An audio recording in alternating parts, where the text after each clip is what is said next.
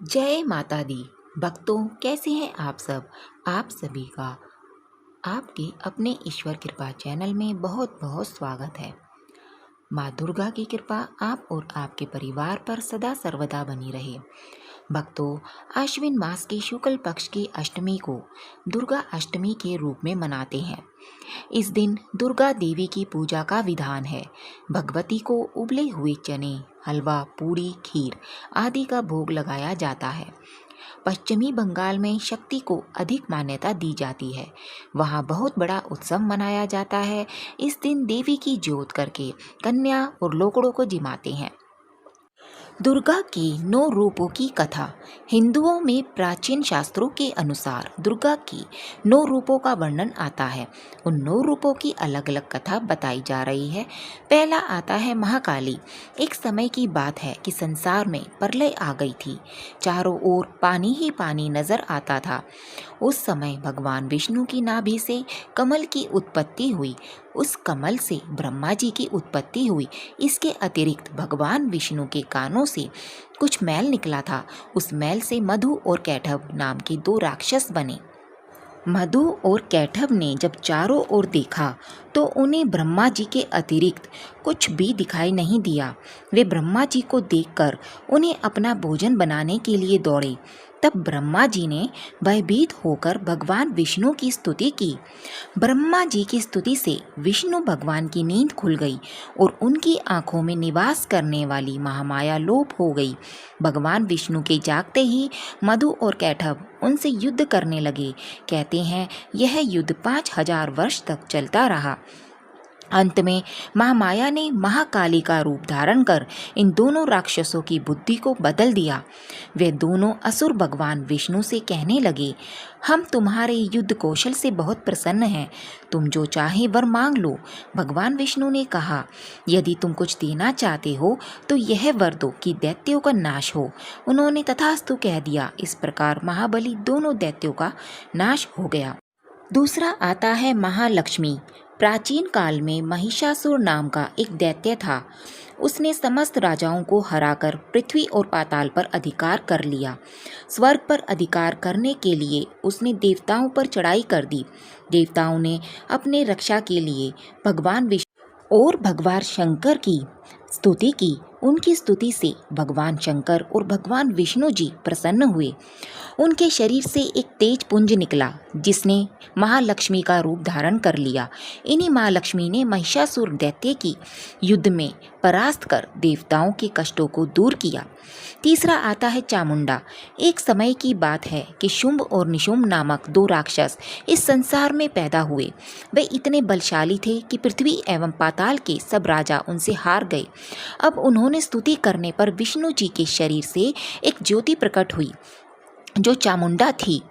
वे बहुत ही रूपवान थी।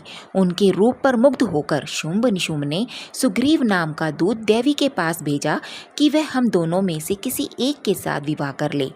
उस दूत को देवी ने यह कहकर वापस भेज दिया कि जो मुझे युद्ध में परास्त करेगा उसी के साथ विवाह करूंगी। दूत के मुंह से यह समाचार सुनकर उन दोनों ने पहले युद्ध के लिए अपने सेनापति धूम्राक्ष को आक्रमण के लिए भेजा। धूम्राक्ष सेना सहित मारा गया। इसके बाद चंडमुंड लड़ने आए। चंडमुंड भी देवी द्वारा मारे गए। अब रक्तबीज लड़ने आया। उसके शरीर से रक्त की एक बूंद जमीन पर गिरने से एक वीर पैदा हो जाता था। इस पर देवी ने रक्तबीज के शरीर से निकले खून को अपने खप्पर में लेकर पी लिया। इस प्रकार रक्तबीज भी मारा गया। अंत में शुंभ निशुंभ लड़ने आए और देवी के हाथों मारे गए। सभी देवता दैत्यों की मृत्यु से बहुत खुश हुए। चौथा आता है योग माया। जब कंस ने वासुदेव देवकी के 6 पुत्रों का वध कर दिया तो 7वें गर्भ के रूप में शेषनाग के अवतार बलराम जी आए जो रोहिणी के गर्भ में स्थानांतरित होकर प्रकट हुए। तब 8वें गर्भ में श्री कृष्ण भगवान प्रकट हुए। उसी समय गोकुल में यशोदा जी के गर्भ से योग माया का जन्म हुआ। वसुदेव जी कृष्ण को गोकुल छोड़ आए और बदले में योग माया को वहां से ले आए।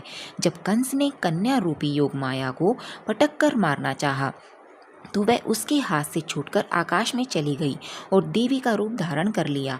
आगे चलकर इसी योग माया ने कृष्ण के हाथों योग विद्या और महाविद्या बनकर कंस, चाणूर आदि शक्तिशाली असुरों का संहार कराया। पांचवा आता है रक्तिदंतिका। एक बार वैप्रचिति नाम के असुर ने बहुत से कुकर्म करके पृथ्वीवासियों और देवलोक में देवताओं का जीवन दुर्भर कर दिया।